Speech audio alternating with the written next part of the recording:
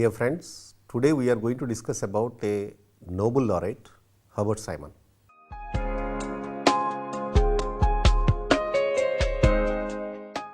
Decision making and Herbert Simon, these two words are both become synonymous. Like we used to say bureaucracy and Max Weber, synonymous. In the same way, decision making and Herbert Simon are synonymous. Another important area is Herbert Simon founded the path for the behavioral studies in public administration. So, without understanding and studying of Herbert Simon, we cannot complete the study of public administration at all. Because administrative studies in 1930s and 1940s reflected a significant amount of empiricism. What is this significant amount of empiricism? The important area is that what is research? Herbert Simon belongs to this group of a empiricist or logical positivist. Whenever you study the public administration, the first word will become decision making. What is decision making? According to Simon, decision making means doing. You take a decision, I want to drink a water, you will do it. It means you have taken a decision to drink a water. So, in the same way, for each and every activity, you are going to take a decision. Based on the decision, you will act. So, the simplest understanding of decision making is giving a chance to you, ordering you, logically motivating you to take an action. So, Herbert Simon simply says decision making means doing. The second important area where the Herbert Simon belongs to, he developed the conceptual understanding of behavioralism. What is behavioralism? Understanding the man in the organization. A number of attempts were made during this period to conceptualize and theorize what was being discovered about man at work. And these works are considered as a precursory steps to the later development of organizational theory. These studies are called behavioral studies. Man should not be considered as a tool or a mission or a part of a mission. He is going to work based on his behavioral systems. So, these studies, which what we are calling a behavioral studies, are studies of human behavior through interdisciplinary approach, drawing from the knowledge available in anthropology, sociology, psychology and other disciplines. They have become a part of the vital development that is generally labeled as behavioral science. It means human behavior is going to be controlled by the different type of circumstances. That is why they say anthropology, sociology, family, group, system, friends, anthropology, from where you have come, what was the roots, psychology. So, behavioral studies are based on anthropology, sociology, psychology and public administration. Now, the behavioral studies, they are going to concentrate on what is the man and his work in organization, man and his acceptance in decision making. In the field of administrative behavior, major studies pertain to bureaucracy, human relations, motivation and decision making. Herbert Simon's contribution been particularly significant in the field of decision making. Whenever we start a discussion, what is the contributions of Herbert Simon? Herbert Simon waged a frontal attack on the structural approach. His basic discussion starts with what is this structural approach, classical school. He criticized the principles of organization as described them as proverbs.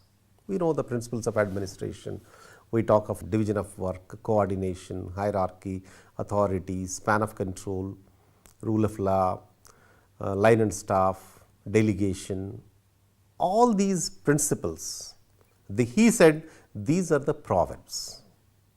Why he called it as a proverbs?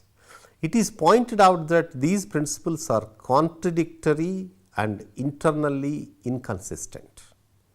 They lack scientific validity and universal relevance. But according to the Simon, these principles are proverbs, they are useful in a different circumstances differently. On these grounds, theoretical basis to analyze or explain the organizational phenomena is questioned. He says, any valid theoretical construct should possess a frame of reference which should have universal validity. It is this investigation that led to the genesis of the study of administrative behavior with a focus on authority and decision making. Whole issue, his criticism on the principles is that they are not scientifically tested. They are accepted because they are useful in everyday life. So, according to Simon, a principle is a universal truth, it has to be tested empirically. Unlike the principles which have a contextual relevance, the decision making according to Simon is a universal process and can form the base for wider organizational analysis. So, do not depend upon the principles for each and everything. He says that we have to develop a different type of a science of administration. This science of administration, according to Herbert Simon, is the administrative behavior and the behavioral studies. Herbert Alexander Simon, born in 1916 and died in 2001. He born in Wisconsin, USA and studied at the University of Chicago in 1933. Particularly, he studied social sciences and mathematics. He obtained BA in 1936, PhD in 1943 in political science in the field of public administration from the University of Chicago. Simon started his professional career in 1936 with the City Managers Association and Administrative Measurement Studies as the Bureau of Public Administration, University of California. He joined in the 1942 in the Illinois Institute of Technology. He was the chairman of the Department of Political Science and the Social Sciences during 1946 and 49. He became the professor of administration and psychology as the famous Carnegie Mellon University in the 1949 and later become the Richard King Mellon University of a professor of computer science and psychology and remained there until his death, that is 2001. This great personality of Herbert Simon associated with the various public organizations, Bureau of Budget, Census Bureau, Economic Cooperation and Administration, President's Science Advisory Committee, Chairman of American Social Science Research, etc. He was also associated with the various government and business organizations and number of professional associations of political science, economics, psychology, sociology, computer science, management, philosophy, etc., signifying that he is a true social scientist. Who influenced Simon mostly? This is another fundamental question. We just now we understand that he started his career as a professor of public administration in political science, etc. Later he became the professor of a computer science in Carnegie Mellon University. Just we will look into that later after something, but what is the influence on Simon? Simon was influenced first by the writings of Mary Parker Follett on group dynamics in organization. Second, he was influenced by the Elton Mayo on the human relations approach.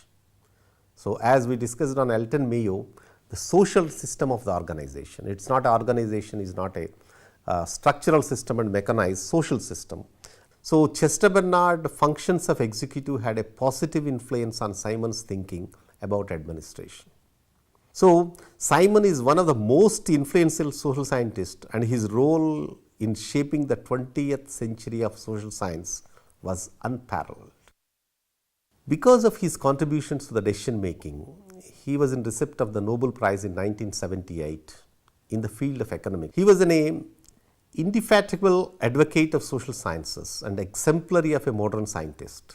He was called a scientist of scientists and received a major awards and everything. And moreover, he published about 1,000 highly cited publications, many of which were translated into various languages including Turkish, Persian and Chinese. What exactly the Simon's writings? If you classify into the disciplines including public administration, political science, operational research, management, systems theory, organization theory, decision theory, economics, econometrics, sociology, social psychology, cognitive psychology, sociobiology, mathematics, philosophy, linguistics and computer science. So, having a one personality into this type of a writings, this much of a writings is one of the rare phenomena. His contribution is human decision making and problem solving process. And the implication of this process to the social institutions provide the thread of continuity in all of his studies. Simon started his research work in 1930s and continued till 2001. So, his famous book, among all the writings whatever it is, his doctoral dissertation which is published in 1947 is called Administrative Behavior, is one of the 20th century's 10 top most influential works in public administration. Later he wrote on organizations in 1958, public administration also, Simon and March, one of the important one in the 1950, etc. is there.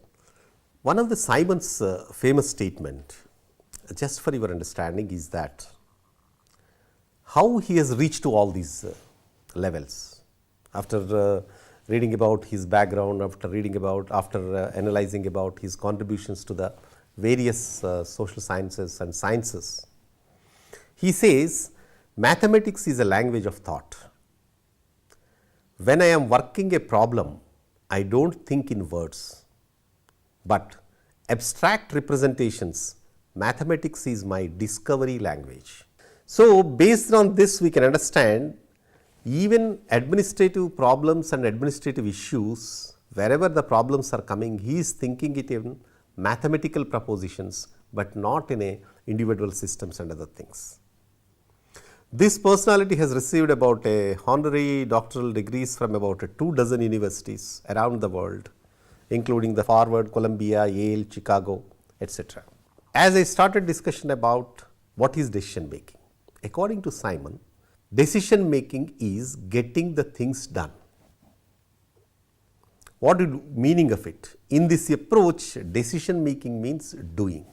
So, emphasis laid on the process and methods that ensure action.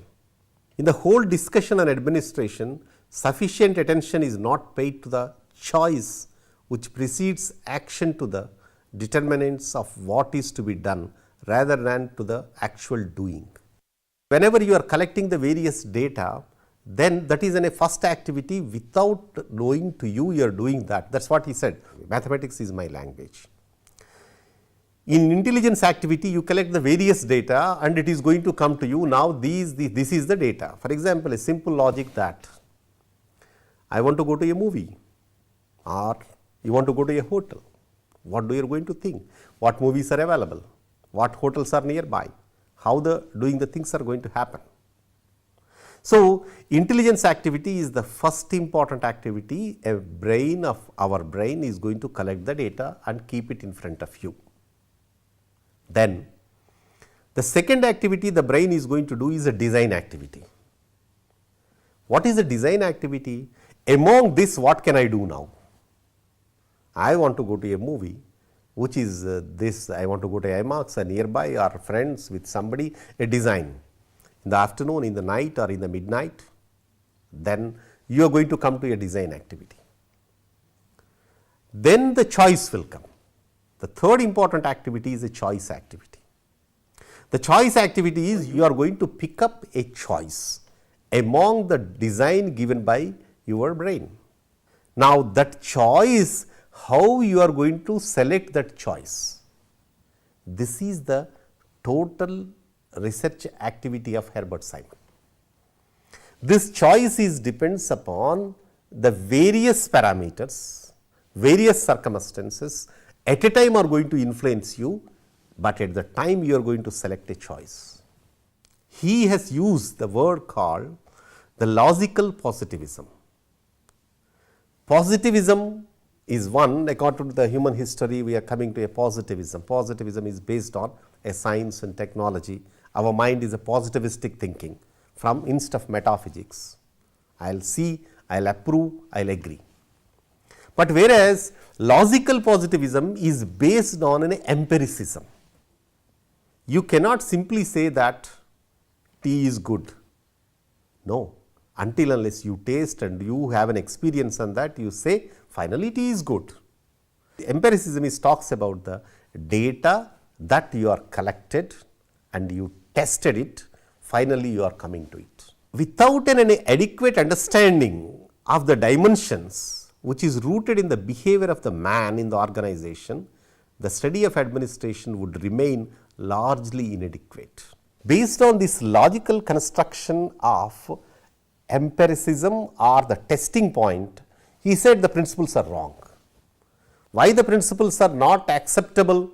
They are only useful in circumstances because they are not scientifically tested and proved. In this approach, the first question that is to be understood is that the process precedes action. This process is popularly known as a decision making. What is this decision making? We are simply thinking that we ordered for a tea and we have taken tea. No. Behind that, this much of an activity is taking place even for the small issue. The question of decision making arises when there are different alternatives of courses of action open to an individual. That is what the choice. The choice options are given by our brain to us, in front of us, by officer. I am taking a decision to sanction 1 lakh to him or not, to sank or have to reduce it.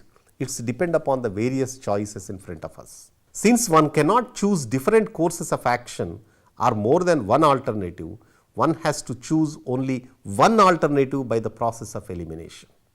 Ultimately, any human being has to take only one simple choice. You are going to a hotel, you have to order for something, some snack or a breakfast. If you are buying, you will order one. If your friend is paying your bill, you will order another one. This is a common point of a human brain of a choice. So, as simple as it is, he said, the decision making is defined in a simple terms as a process of reducing alternatives to one.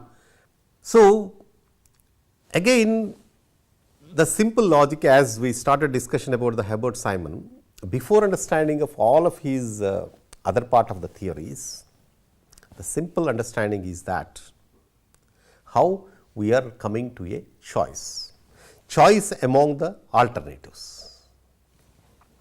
He said that choice is going to give the basis for your rationality. What is the rationality? How you are selecting the choice. That is rationality. Rationality of human being lies in selecting such alternative which can produce maximum positive results and minimum negative results. I am paying my own, I will think of my pocket and other things, whatever it is, now it is better, I will go only for this type of a breakfast. The efficiency of any group effort not only depends on organization that ensures effective doing of a job, but those principles would ensure that correct decision making would be determine the effectiveness of doing the job. How you are effectively working the job system, because it's depend upon your decision making, that means your selection of the choice. This behavioral approach argues that higher levels in organization are considered important because they are interested with more crucial decision making. According to the Herbert Simon, now decision making generally happen in the higher level of the policy making level, higher level of the decision making levels. So, they are very crucial decision making points are there.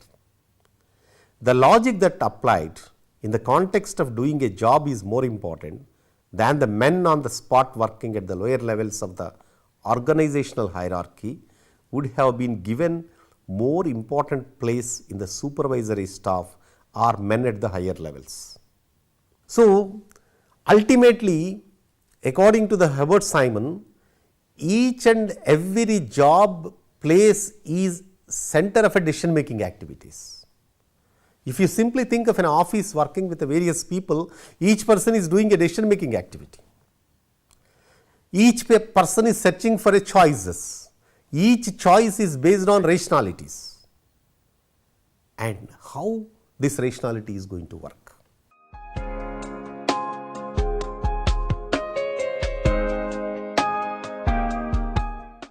In this we discussed about importance of behavioral studies in public administration, importance of a decision making in public administration, the contributions of the Herbert Simon to the study of public administration, and what exactly the meaning and definition of decision making, what are the activities like intelligence activity, design activity, choice activity involved in decision making. Ultimately, whenever we are selecting a choice, it is going to be based on the rationality.